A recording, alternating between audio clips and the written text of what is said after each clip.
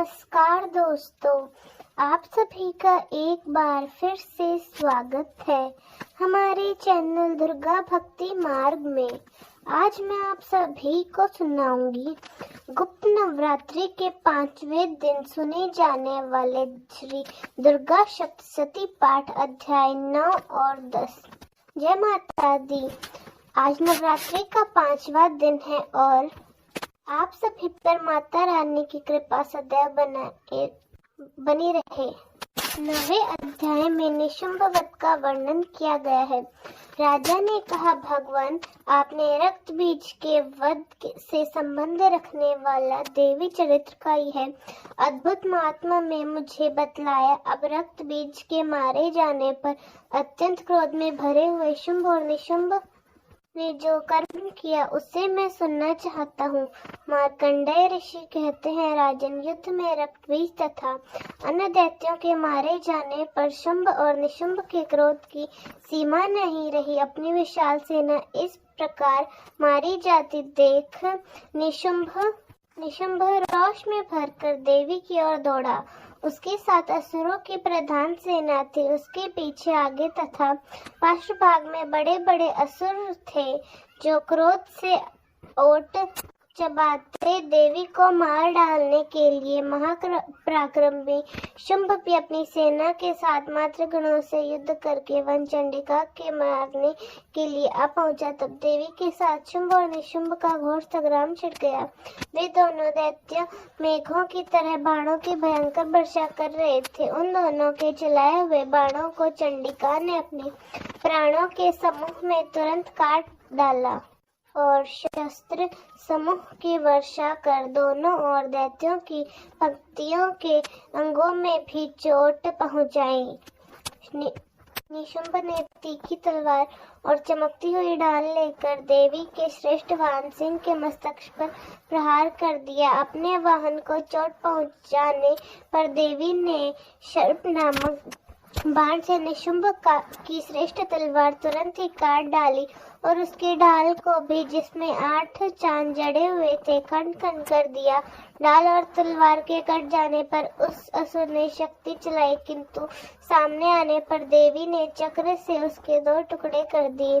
अब तो निशुंभ से क्रोध से जल उठा और उस दानव ने देवी को मारने के लिए शूल उठाया, किंतु देवी ने समीप आने पर उसे मुक्के से मारकर चूर्ण कर दिया। तब उसने गदा घुमाकर चंडी के ऊपर गदा चलाई, परंतु वह भी देवी के त्रिशूल से कटकर भस्म हो गई। तब अंदर दैत्य राज निशुंभ को फरसा हाथ में लेकर आते देख देवी ने बाण समूह से घायल कर धरती पर सुला दिया। उस भयंकर पराक्रमी भाई निशुंभ के तारासई हो जाने पर शुंभ को बड़ा क्रोध हुआ और अंबिका का वध करने के लिए वह आगे बढ़ा। रथ पर बैठे बैठे उत्तम आयुध से सुशोभित अपनी बड़ी बड़ी 8 अनुपम भुजाओं से समूचे आकाश को ढककर वह अद्भुत शोभा पाने लगा। उसे आते देख देवी ने शंख बजाया और धनुष की प्रत्यंचा भी अत्यंत दुस्सह शब्द किया। साथ ही अपने घंटे के शब्द से जो समस्त नित्य सैनिकों का तेज नष्ट करने वाला था, संपूर्ण दिशाओं को व्याप्त कर दिया। तब अंतर सिंह ने भी अपनी दहाड़ से, जिससे सुनकर बड़े बड़े गजराज का महान मद दूर हो जाता है, आकाश पृथ्वी और 10 दिशाओं में गूंज उठता है। फिर काशी ने आकाश में उछलकर अपने दोनों हाथों से पृथ्वी पर आघात किया। उसे भयंकर शब्द हुआ, जिससे कि पहले सभी शांत हो गए। तत्पश्चात शिव दूती ने दैत्यों के लिए अमंगलजनक अट्टहास किया। इन शब्दों को सुनकर समस्त असुर थर्रा उठे, किंतु शुंभ को बड़ा क्रोध हुआ। उस समय देवी ने जब शुंभ को लक्ष्य करके कहा, ओ दुरात्मा, खड़ा रह। तभी आकाश में खड़े हुए देवता बोले, जय हो जय हो। शुंभ ने वहां आकर ज्वाला से युक्त अत्यंत भयंकर शक्ति चलाई। अग्नि में पर्वत के सामने आते ही हुई शक्ति को देवी ने बड़े भारी लकीर से दूर हटा दिया। उस समय शुंभ के सेनादिल निज से विप्र वज्रपात के समान भयानक शब्द हुआ जिससे अन्य शब्दों को जीत लिया। शुंभ के चलाए हुए बाणों के चलाए हुए बाणों के शुंभ ने अपने भयंकर बाणों द्वारा सैकड़ों और हजारों टुकड़े कर दिए। तब क्रोध में भरी हुई चंडिका ने शुंभ को शूल से मारा। उसके आघात से मूर्छित होकर वह पृथ्वी पर गिर पड़ा। इतने में ही शुंभ को चेतना हुई और उसने धनुष हाथ में लेकर बाणों द्वारा देवी काली तथा सिंह को घायल कर डाला। फिर उस दैत्य राज ने 10,000 बाहें बनाकर चक्रों को प्रहार से चंडिका को आदित्य किया।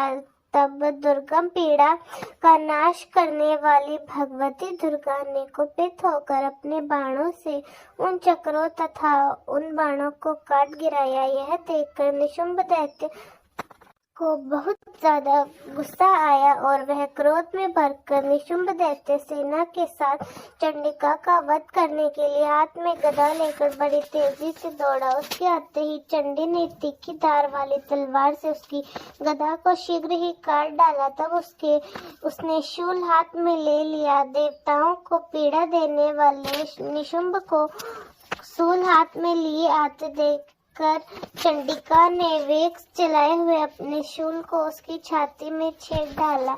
शूल की विदीर्ण हो जाने पर उसकी छाती से एक दूसरा महाबली एवं महापराक्रमी पुरुष खड़ी रहे कहता हुआ निकला।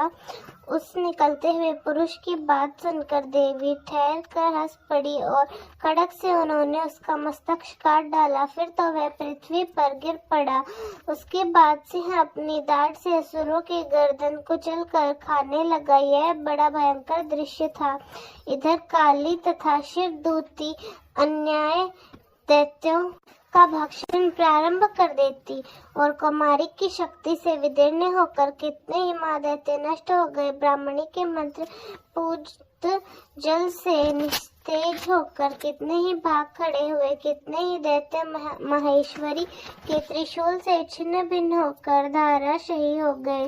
वाराही के थूथन से आघात से कितनों का ही पृथ्वी पर कचुम्बर निकल गया। वैष्णवी ने भी अपने चक्र से दानवों के टुकड़े टुकड़े कर दिए। इंद्री के हाथ से छूटे हुए वज्र से भी कितने के ही प्राण से हाथ धो बैठे। कुछ असुर नष्ट हो गए और कुछ महायुद्ध से भाग गए। कितने ही काले शिव दूती तथा सिंह के प्रयास से ग्रास बन गए।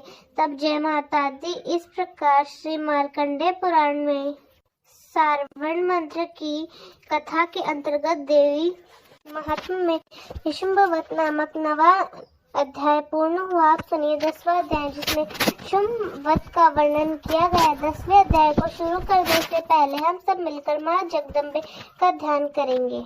मैं मस्तक पर अर्ध चंद्र धारण करने वाली शिव शक्ति स्वरूपा भगवती कामेश्वरी के हृदय का चिंतन करते हुए तपाए हुए स्वर्ण के समान सुंदर हैं। सूर्य, चंद्रमा और अग्नि यह तीन उनके नेत्र हैं और वे अपने मनोहर हाथों में धनुष, बाण, अंकुश, पाश और शूल धारण किए हुए। मार्कंडेय ऋषि कहते हैं, राजन अपने प्राणों के समान प्यारे भाई निशुंभ को मारा देख तथा सारी सेना का संहार होता देख शुंभ ने कुपित होकर कहा, दुष्ट तोड़ के तो बल के अभिमान में आकर झूठ मूठ का घमंड ना दिखा तो बड़ी माननी बनी हुई है, किंतु दूसरी स्त्रियों के बल का सहारा लेकर लड़ती है। तब देवी बोली, ओ दुष्ट, मैं अकेली ही हूँ, इस संसार में मेरे सिवा दूसरी कौन है? यह देख मैं विभूतियाँ ही इसलिए मुझ में प्रवेश कर रही। तब ब्रह्माणी आदि समस्त देवियां अंबिका देवी के शरीर में लीन हो गई। उस समय केवल अंबिका देवी ही रह गई। तब देवी बोली, मैं अपनी ऐश्वर्य शक्ति के अनेकों रूपों में यहाँ उपस्थित हूँ। उस सब रूपों को मैंने समेट लिया। अब अकेली ही युद्ध में खड़ी हूँ, तुम भी स्थिर हो जाओ। मार्कंडेय ऋषि कहते हैं, राजन, तब देवी और शुंभ दोनों में सब देवताओं तथा दानवों को देखते देखते भयंकर युद्ध छिड़ गया। बाणों की वर्षा तथा तीखे शस्त्रों और दारुण अस्त्रों के प्रहार उन दोनों के लिए सब लोग युद्ध के लिए बड़ी भयानक प्रतीत हुआ। उस समय अंबिका देवी ने जो सैकड़ों दिव्य अस्त्र छोड़े थे उन्हें दैत्य राज शुंभ ने उनके निवारण अस्त्रों द्वारा काट डाला। इस प्रकार शुंभ ने भी जो दिव्य अस्त्र चलाए उन्हें परमेश्वरी जी ने भयंकर हुंकार शब्द के उच्चारण आदि द्वारा खिलवाड़ में नष्ट कर डाला। तब असुर ने सैकड़ों बाणों से देवी को इच्छा दत्त कर दिया। यह देख क्रोध में भरी हुई देवी उन भी बाण मारकर उनका धनुष काट डाला। धनुष के कट जाने से वह दैत्य फिर से हाथ से ही शक्ति हाथ में ली, किंतु देवी के चक्र से उसी हाथ की शक्ति को भी काट गिराया। तत्पश्चात दैत्यों के स्वामी शुंभ ने 100 चांद वाली चमकती हुई ढाल और तलवार हाथ में लेकर उस समय देवी पर धावा बोल दिया। उसके आते ही चंडिका ने अपने धनुष से छोड़े हुए तीखे बाणों द्वारा उसकी सूर्य किरणों के समान उज्जवल ढाल और तलवार को तुरंत ही काट डाला। फिर उस दैत्य के घोड़े और हाथी भी मारे गए। धनुष तो पहले ही कट चुका था। अब अंबिका को मारने के लिए उद्यत होकर भयंकर मुद्दर हाथ में लिया। उसे आते देख देवी ने अपने तीक्ष्ण बाणों से उसका मुद्र काट दिया, जिस पर वह असुर मुक्का तानकर बड़ी तेजी से देवी की ओर झपटा। उस दैत्यराज को देवी की छाती में मुक्का मारने पर तब उन देवी ने भी उसकी छाती में एक चाटा जड़ दिया। देवी का थप्पड़ खाकर दैत्यराज पृथ्वी पर गिरा, किंतु पुनः सहसा उससे पहले की तरह उठकर खड़ा हो गया। फिर वह उछला और देवी को ऊपर आकाश में ले जाकर खड़ा हो गया। तब चंडिका देवी आकाश में बिना किसी आधार के ही शुंभ के साथ युद्ध करने लगी। उस समय दैत्य और चंडिका आकाश में एक दूसरे से युद्ध करने लगे और उनका वह युद्ध पहले ही सिद्ध और मुनियों को विस्मय में डालने वाला हुआ। फिर अंबिका ने शुंभ के साथ बहुत देर तक युद्ध करने के पश्चात उसे उठाकर घुमाया और पृथ्वी पर पटक दिया। पटके जाने पर पृथ्वी उस आने के बाद वह दुष्ट आत्मा पुनः चंडिका का वध करने के लिए बड़ी तेजी से दौड़ा। तब समस्त दैत्यों ने राजा शुंभ को अपनी ओर आते देखा। देवी ने त्रिशूल उसकी छाती छेदक उसे पृथ्वी पर गिराया। देवी के त्रिशूल की धार से घायल होकर उसने अपने प्राण पखेरु कर दिए और वही समुद्र द्वीपों तथा पर्वतों सहित समूची पृथ्वी को कंपा हुआ भूमि पर गिर पड़ा। इसके बाद उस दुरात्मा के मारे जाने पर संपूर्ण जगत प्रसन्न और पूर्ण स्वस्थ हो गया। आकाश स्वच्छ दिखाई देने लगा। पहले जो उत्पात सूचक मेघ और उत्कापात हुए वे सब शांत हो गए तथा उस दैत्य के मारे जाने पर नदियां भी ठीक मार्ग से बहने लगी। उस समय शुंभ की मृत्यु के बाद संपूर्ण देवताओं का हृदय हर्ष से भर गया और गंधर्व गण मधुर गीत गाने लगे। दूसरे गंधर्व बाजे बजाने लगे, अप्सराएं नाचने लगी, पवित्र वायु बहने लगी, सूर्य की प्रभा उत्तम हो गई, अग्नि शामन हो उठी और संपूर्ण दिशाओं से भयंकर शब्द शांत हो गए। जय माता दी। दोस्तों, कैसी लगी आपको हमारी आज की कहानी? कमेंट्स में जरूर बताएं। धन्यवाद।